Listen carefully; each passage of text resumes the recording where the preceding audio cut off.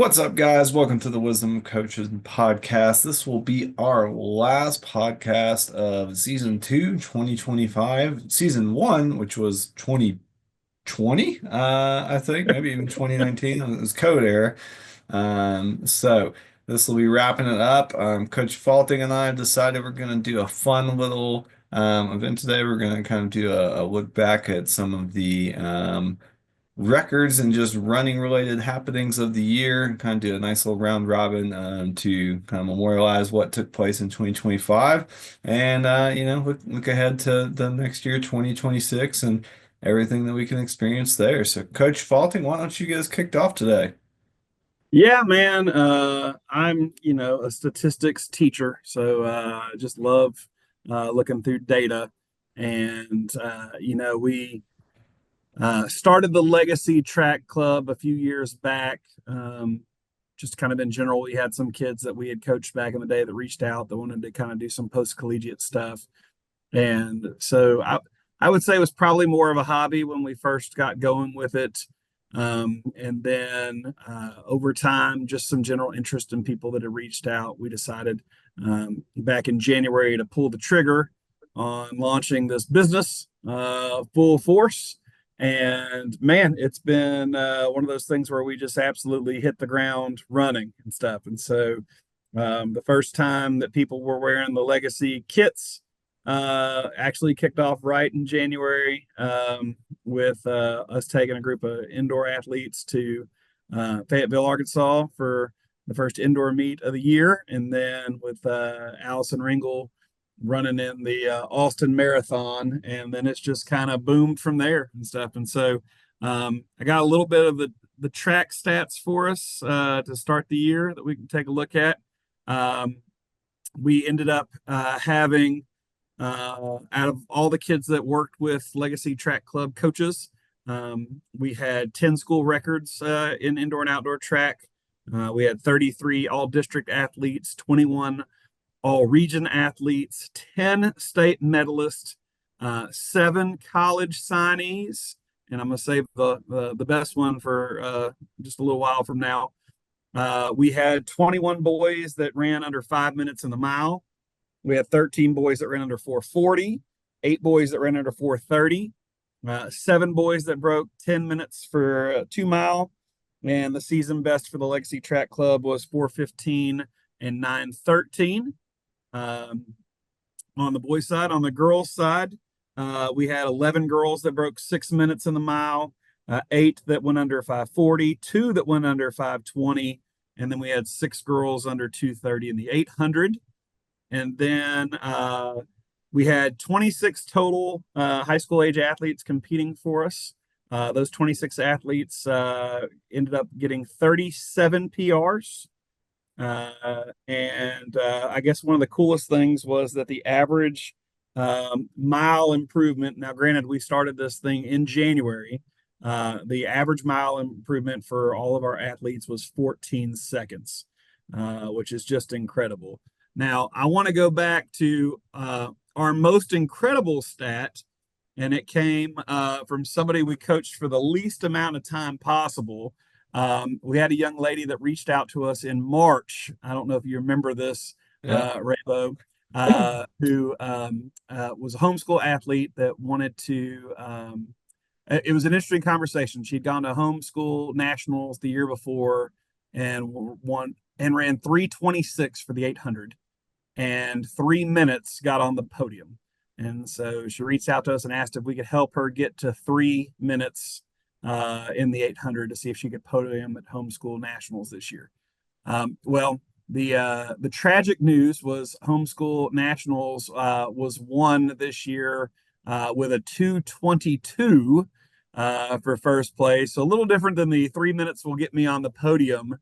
But in just 6 weeks of training, she went from 3:26 to 2:32 and was the national runner-up in the homeschool outdoor track 800-meter national championships. So really, really cool that we got to just work with this young athlete for, just a speck of time. And you're talking about, an astronomical drop, 40 seconds, 50 seconds in the 800, which is just crazy. And the fact that we got to put somebody on the national podium within just 3 months of us launching is just incredible. So it was a really, really good start to our Legacy Track Club launch when it comes to track and field. So I'm pretty pumped when I look back at that.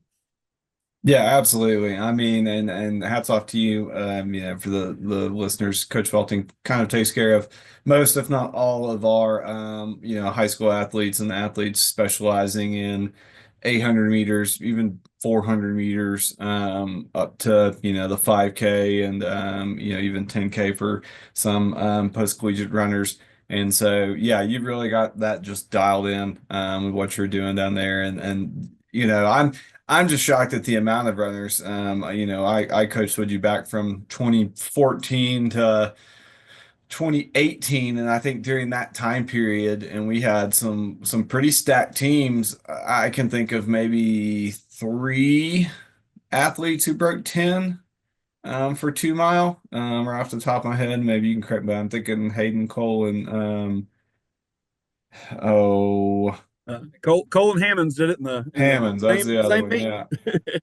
Yeah. Yeah. So to have, that many do it in, one season is just spectacular. So yeah, it's definitely exciting. I one of the things I kind of like about how you and I, approach coaching is that we're constantly kind of, learning and seeing what things we can tweak and change, for the benefit of our athletes. And I think that, you've been away from Louisiana for a good while. If you came back to a practice and you've popped in every once in a while when you're in town, that you see that the fundamentals are the same, but the actual training looks a lot different than where it was, even when you were here, 10 years ago and stuff. And so, yeah, I think that you and I both get great results out of kids and adults. But I think one of the cool things about that is we're not like, well, look, this worked in 2010, so let's just keep doing it. We're trying to stay, on top of what science is saying, what training is saying, and making changes to kind of move this needle. So it's really, really cool to see some of these times that are coming out that I think 10 or 15 years ago, you and I would have kind of been like, oh my God, like could anybody do this? And now we're looking up and seeing some incredible things. Yeah, absolutely.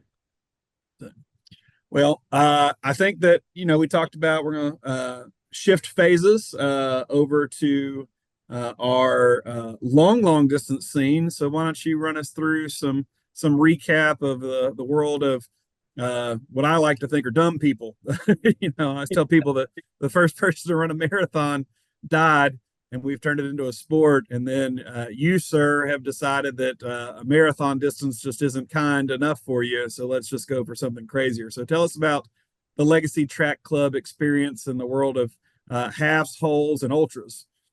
Well, not just, myself. There's a lot of other idiots out there with me who are also participating in this. So let's give credit where credit's due there. But yes, you are correct. We've had numerous athletes who have competed and have run some incredible times this year. We had an athlete who is not running close any longer, but at the beginning of the year, he ran a huge PR, about 5 minutes, ran 250 in the Louisiana Marathon, which was an incredible time. Fast forward to, I believe it was February, or maybe it was March. When was the Austin Marathon? Was that February? February. Yep. Yeah, so our own Allison Wells went out. Austin, very tough course, very hilly. I mean, it starts off smacking you in the face with a 3 mile climb and then immediately turns around and drops you back down. And that's just the beginning of it, and a big hill at the end. And listeners will know that we've talked about that on the podcast. But she absolutely crushed it, ran second place overall for the women with a time of 2:44:20, which is just incredible. She is only a few minutes off of Olympic qualifying time for the trials for women, which is 2:37. And that was only her third marathon she had ever run, which makes that all the more impressive. And the first one she had done after coming back after having her second child. So she had taken some time off. So pretty incredible. Also in February, yours truly went out and ran the Mesa Marathon and qualified for Boston for a second time, and also broke at the three hour threshold, which is something that I had been wanting to do ever since I had begun training for marathons. One of my, I didn't start running road marathons until I was in my 30s, and I tried numerous times in my 20s, and I never could put it together. And I'd always tell people like, "Oh, I want to run, a sub 3 marathon. I don't want to go out there and run a 4 hour marathon." And of course, the first marathon I ever ran, I absolutely died and almost ran 4 hours. I ran like 3:56. So it's taken numerous years to put it together. But yeah, ran 2:59:55. So just snuck under there by the skin of my teeth. But hey, a sub three. I had 4 seconds to spare, really, in the grand scheme of things. That's just being efficient with your time, is what that is, I think. Um, and then we kind of had a little bit of a break over, the spring and summer. We had some. I competed in some races and stuff like that, but nothing of too much note until we had Leadville 100 in August. So that was a big one for me.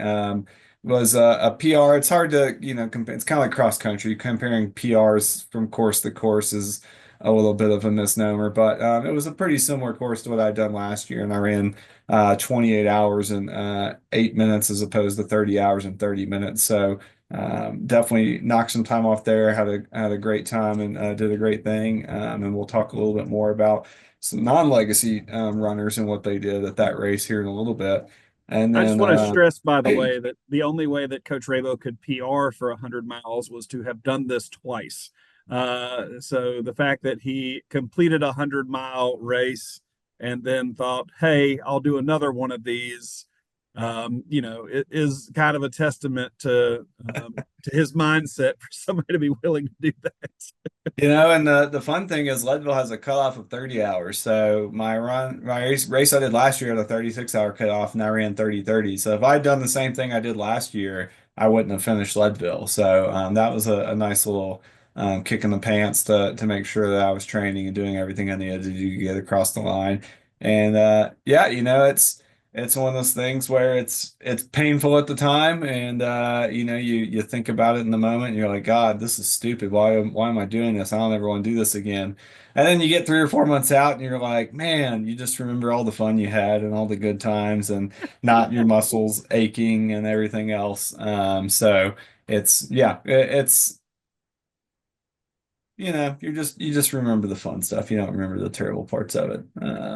So yeah, and then fast forward, we had Allison again competed at the Chicago Marathon and ran 2:50 on an off day for her, which, my God, I'd take 2:50 on an off day any day of the week. And so another world majors for her. She's done Boston Marathon and Chicago Marathon, so well on her way to kind of ticking off those boxes, which we'll get into that. She'll have an extra one she's got to do if she wants to complete that whole circuit after this year. And then Aussie, kind of Aussie, wrap. Aussie. That's it. Yeah. And then kind of wrapping up our year, we had a couple of athletes who one that we trained last year and who ran the log jammer. He ran a 1:27, and I want to say like 29 or something, because we both ran a half marathon that day and he ran 1 second faster than me, so I was pretty upset with him, but I coach him, so I guess that means I did a good job. And so Brinson, he came back this year at the log jammer half. We got a lot better training and a lot more training. I remember we were talking before this, and he had done like one run over an hour and a half before he did log jammer last year, because was just getting back into it. And this year we were really preparing him for this and then for Louisiana Marathon here in a couple of weeks. But absolutely crushed it. Ran an hour and 23 minutes and 44 seconds. Got like a leg cramp with like 4 miles to go. I think he said like threw up on himself with like 4 miles to go, which, like, just the ability to keep running, 6:20 pace after throwing up is pretty impressive in and of itself. So hats off to him. And then as Coach Falting mentioned in our last podcast, he had a athlete that he's been working with that went from running 3:30 in the marathon to running what was the final time, 3:08, 3:10. 3:10, 3:10. Yeah. And all the more impressive considering how he was being coached. Do you want to shed light on that with a little miscommunication from the athlete to you? Oh yeah. So we had two fun facts for Heath's marathon. One, Heath asked me to train him for a marathon in April in Lafayette. So the Lafayette Marathon, we're really excited about. And he said, "Hey, I want to use the log jammer as a checkpoint. Getting ready for it." And in my mind, I thought a checkpoint was we're going to do the log jammer half marathon. It had been a half marathon only for the Yeah, majority of his existence, and then it jumped yeah. up to a marathon just recently. And yeah, we're about 3 weeks out when Heath goes, "Hey man, am I going to do any 20-miler runs before this race?" And I was like, "Well, I mean, we can put one in your training, but you don't really need to do 20 plus miles to get ready for a half marathon." And he was like, "Falting, I signed up for the marathon." Oh, so, so we did a quick little pivot there. The way that I train the marathoners that I work with is kind of the way that I would train like a high school hurdler. In my mind, if a high school hurdler in practice can get over 6 hurdles, they can get over all 10 hurdles. And so the marathoners that I train, most of them get, around 70 miles a week pretty consistently, but we're not doing, the 30 plus mile runs that some people are doing to get ready for the 26-mile race. In my mind, if you can do 20 to 21, the last, 4 or 5 are going to take care of himself. And so it was a weird little quick pivot, but I thought Heath was ready to at least do something with it. I was shocked how much he PR'd by. And then secondly, just a thing for all you listeners out there that are being coached, make sure that you're communicating all things with your coaches. Um, Heath had previously done, an Ironman triathlon where he took several gels during the run. And so during this race, he got like a little bit of a stomach cramp with a couple miles to go. Otherwise, he might have qualified for Boston just off of that race. But come to find out, he had taken 6 gels during that marathon. And maybe that was a little overzealous, but that was based on previous experience with a different kind of endeavor.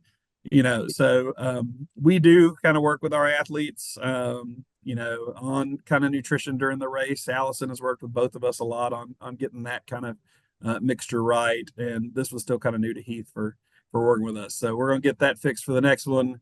He is still working and progressing, getting ready for the marathon in April in Lafayette. So we're excited about him. Yeah, absolutely. And in addition to him and his marathon in Lafayette, looking ahead, we have Brinson and another runner who will be tackling the Louisiana Marathon here in I think just 4 weeks. I just finished kind of putting together their last month of plan to get them ready for that. And then yeah, I'll be kicking off my year of the Black Canyon 100K, which is in Arizona. Pretty fast 100K. So yeah, that's what we've had going on this year in kind of the long distance world. So Yeah. let's kick it back Um, over to you for a little cross country talk, I believe is next. yeah. Let's just real quick because I don't want this to go lost here. But again, we've had you and Allison and Brett all run Boston qualifying times. We've had Allison running 2 majors. We've had Brett running a major. It looks like, based on my math, that every athlete that we have coached in the marathon has run 3:10 or faster, regardless of gender. And when you look at what Brinson ran, that 1:23 for the half, when I use my Macmillan app that I like to use, thank you, Greg McMillan, for putting it together. But that 1:23 actually equates to a 2:56 for the marathon if he had kept going, which would also get him, a BQ and stuff. And so I just think it's wild that, we started with track. We had 100% of our kids PR. We've been working with the marathon, ultra marathon. We've got 100% of our people here PR. We've had 100% of our athletes run 3:10 or faster. And my guess is by the time we get done with these marathons, the Louisiana one and the Lafayette one, that we'll be looking up and have 100% of our athletes get the Boston qualifiers. And so I just think that's really cool for this like little upstart team that we've put together of people through all walks of life that are just, some of them we've known for a while, some are hiring us fresh up to do this, and to see this kind of success is pretty neat. Yeah, and So this is not us cherry picking athletes either for those like, oh yeah, anybody can go like grab some, people and get them to run in Boston, I mean, Allison's by far the most talented one we have, but even Allison had stopped running for, years and years and years and had been a talented collegiate runner, but like that doesn't, how many talented, track athletes have we seen go to the marathon and just never really produce what they're able to, produce. And so this is just us kind of going through the fundamentals and doing things that, how we believe and they can and often are maybe a little bit different from other coaches, and that's okay. A lot of coaches are going to have their different, things here and there, but uh, all in, it's we're doing moderately high mileage as much as we can and getting people to run as often as possible, as safely as possible, and then putting together workouts that are specific to the events that our athletes are running. So yeah, we've had a good deal of success this year, and I'm looking forward to seeing what we can put together in the coming years. yeah. So pivoting into the fall after track and our early marathon season that we had going, we created a new offering for people. We offered an actual team training plan that high school coaches could purchase. That was um, a little more vague in terms of like we didn't make adjustments from week to week like we do with our training that we do for individual athletes, but a completely in-depth program that included training for your beginner, your novice, and your kind of advanced runners on your high school team. It included weight training, included um, pace chart, lots of different things that kind of help with the teams. And so, of the teams that purchased that, I wrote down some statistics here. All right. Um, in 2024, the top 3 mile time for the boys for one of the teams that purchased this plan was 17:43. In 2025, their top five average went down to 17:14. Um, another boys team, their 5K average was 17:40. Their top five average dropped down to 17:16. We had a girls team that predominantly did the 5K. They dropped their average top five time from 24:24 to 23:42. Um, of the schools that participated in this, we saw school records for the boys move from 16:32 to 15:51 in the 5K. And for girls, 23:29 to 20:52 in the 5K. So we're talking about some really large drops in the records for those schools. And again, the schools that purchased this, 100% of their athletes PR'd, which again is just wild. When you look at all the things that could happen to a team, with injuries or illness or things going on, to see that many kids do that. And then with the kids that we personally coach through the Legacy Track Club, it looks like we had 12 school records set.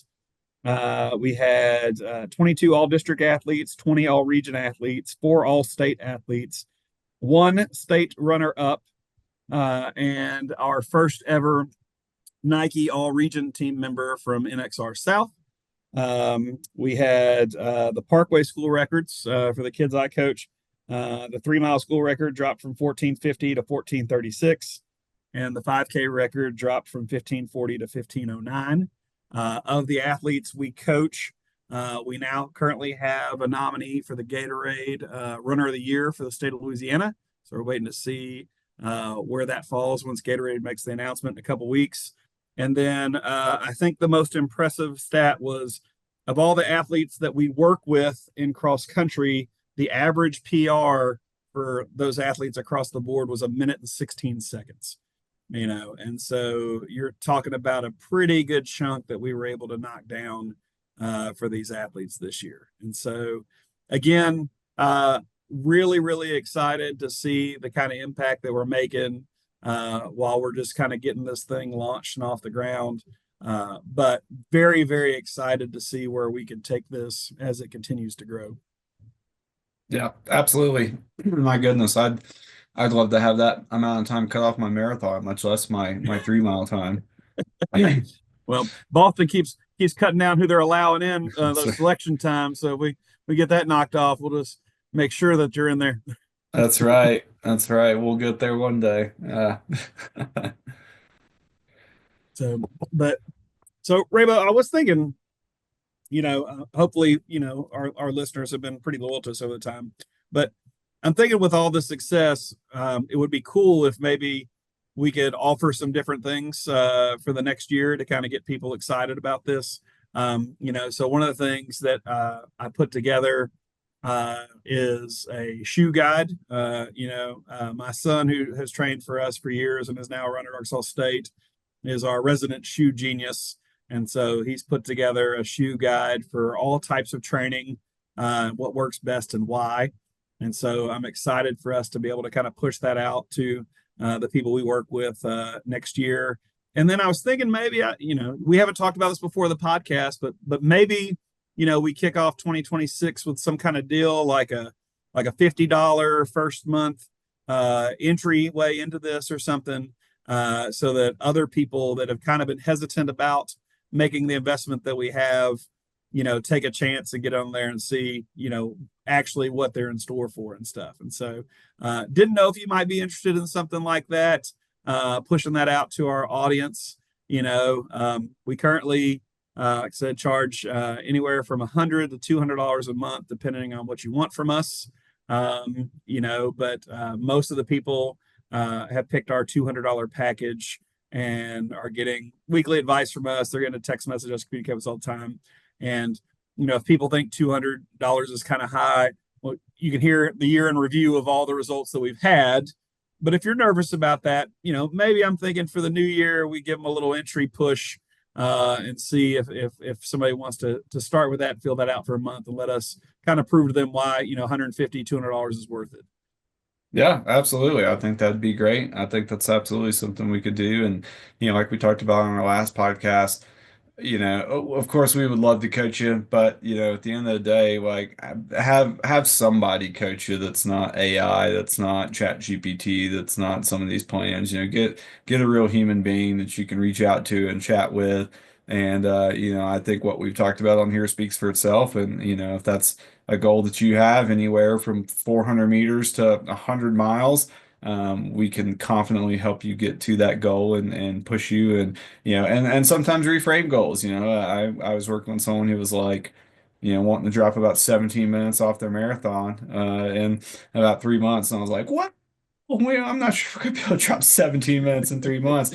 And lo and behold, they've been having some incredible workouts, and I messaged them the other day, and I was like, you might be dropping 12 minutes off this if before it's all said and done, which would be a phenomenal result, regardless. So, yeah, absolutely. We'll put that out there, and we'll get that on social media, and individuals if they're looking to get started with us and they're not 100% sure, a low barrier of entry, and you can see what it's all about. And we're pretty confident that from that first month that you would see the value in having us work with you for a long-term goal.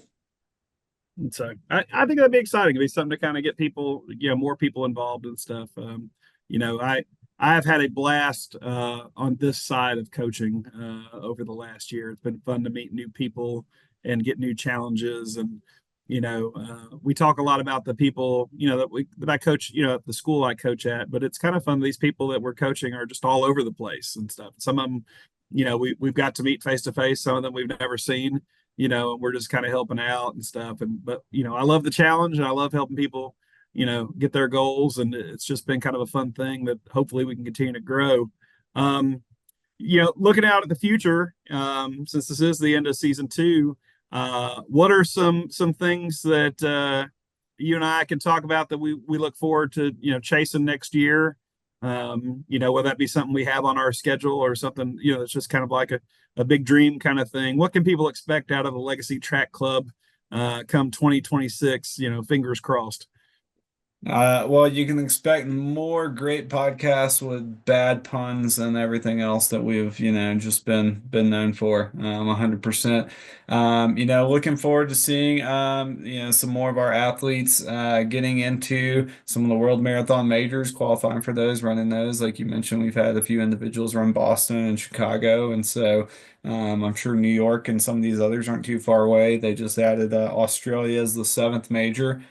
So that's one that we'll likely be trying to get some people to qualify to. I know Allison kind of has a goal of running all the marathon majors, and then so that's something she'll be going after. And then in addition to that, yeah, I'm looking forward to seeing more of these athletes qualify for Boston, which is always a big one for people who are marathon runners. Looking forward to seeing what some of your athletes on the Legacy Track Club side are going to be doing when they go to the track or the armory and compete at these high level indoor meets and even going into outdoor season, seeing what these individuals are going to be putting together and able to do. So yeah, it's exciting. Personally, I keep chasing these lotteries for Western states and some of these other big races. So that'll continue through this year with some ultras and some other things. Then continue to chase my Boston qualifying time. I've qualified 2 years in a row, and as you mentioned, not quite enough to make the cutoff. So this year in December we'll be going to CIM, the California International Marathon, which is a very fast course, and giving it another shot with the goal of getting down fast enough for that. And then yeah, just seeing what holds for, distance running in general too. There's a lot of things I'm excited about. This year we saw some pretty great things. Connor Mance took down the American record for the marathon, so and then promptly injured himself running a marathon with his wife like a couple of weeks later. So looking forward Lovebirds. to, yeah, looking forward to seeing him getting back up. I believe 2026 will not be a World's year. There'll be a year off if I'm correct on that. Although that schedule got messed up with Right. COVID When we move the stuff. Olympics, Yeah, I no longer know anymore. yeah. So, Maybe a I'd be World's willing year, to maybe guess not. yes. We'll have to pull that up here and confirm. But yeah, so and a lot of great things coming up. A lot of great things to look forward to. How about you? What are you kind of looking forward to for this year? Yeah, I mean, there's a lot of exciting things that I'm pretty pumped about. I think one of the coolest ones, fingers crossed it's all going to work out, but I believe that the Legacy Track Club is all going to come together for the Crescent City Classic Oh yeah. in April. And, yours truly is clearly the slowest member of this thing. But since the Crescent City is a 10K and that's kind of my window, I'm excited to be down there with all you guys and stuff. And so, real pumped about that. I'm hopefully going to finish. I've written two books in my life, both having something to do with running, but I've never actually written like a running training book. And so I'm hoping to have that book finalized probably by the time we get to the Crescent City Classic. And so that I can get that book released to everybody, and really pumped about that. And then, yeah, I'm ready for some new adventures. Like you said, hopefully we're going to be at the track in Boston this year. Maybe at the Armory representing, Team Louisiana for Nike's first endeavor with that. We've got a lot of big goals with these kids. We'd like to see some postseason outdoor racing that we haven't done in a long time. The Hoka Festival of Miles in St. Louis or something like that. And then just kind of enjoying, the sport of running. I'm real interested to get back to just enjoying some things, going to some NCAA meets and watching Gabe run and watching his teammates and getting real pumped about that. They just announced that the Prefontaine Classic this year is a 2-dayer.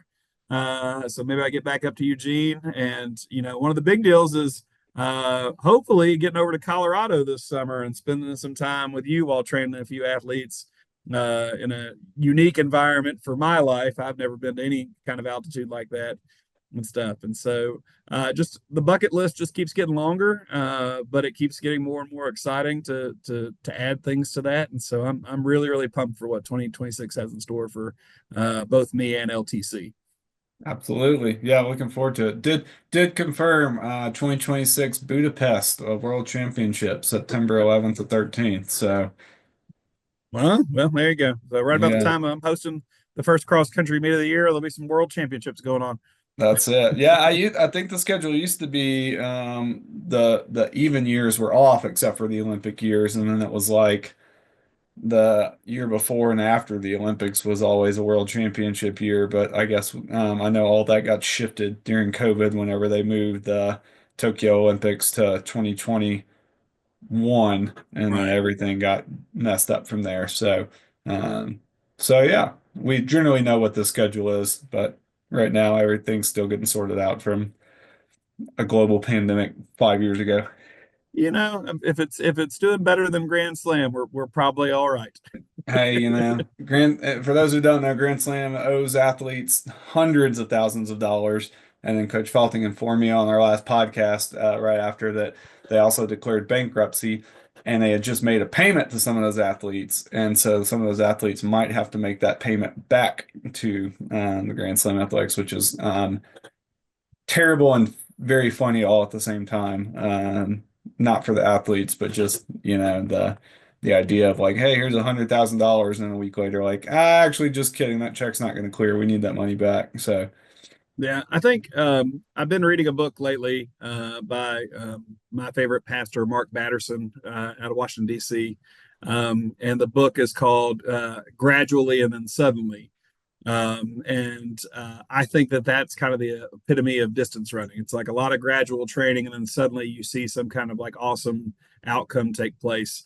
And I think that the Grand Slam track organization went for suddenly we'll find success and gradually we'll sink this ship. And so maybe flipping that in reverse would have been a little bit better, introducing Grand Slam and a little bit smaller model, let people get their feet wet, and then build and build and build. But man, they went for it as hard as they could. And it is a favorite line I heard from a high school coach at Parkway High School back in the day was that is a ship that is sailing slowly and sinking fast. So, yeah, uh, absolutely. That this will be studied in, business courses in colleges from years to come on like a terrible business model. And that's very funny, also that saying, because I think that was also like a famous author had said that, like, because they asked him how he went broke and he was said very slowly and then all at once, which is kind of the same. that quote's in the book. Yeah, yeah. There you go. So, but All right. Well, listeners, thank you so much for making 2025 a fantastic year. This should be airing in the last week um, of the year of 2025, and then we will be back with you in 2026 with some great content and some more coaching advice. yeah, I can't wait. And again, we'll kick off 2026 with an offer that hopefully you guys cannot refuse. And let us help us by helping you, and let's see what we can do with that. All right. Thanks for listening to the Legacy Track Club Wisdom of Coaches podcast. We'll see you guys next year.